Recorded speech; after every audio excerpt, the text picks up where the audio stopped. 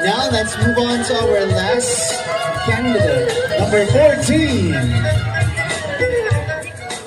And your hashtag is hashtag Women Empowerment. Thank you for that hashtag. As a woman myself, I advocate for Sustainable Development Goals number 5, gender equality. We've been tired in living in a society of hatred where it prevents us women from achieving our full potential. But this is the time to step up and to show to people that we are more than what we are labeled.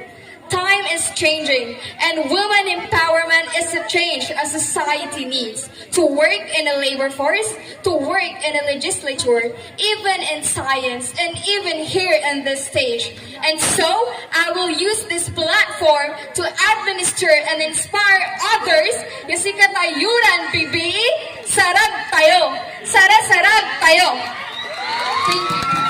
There you have it, ladies and gentlemen. That concludes our casual interview. Wow.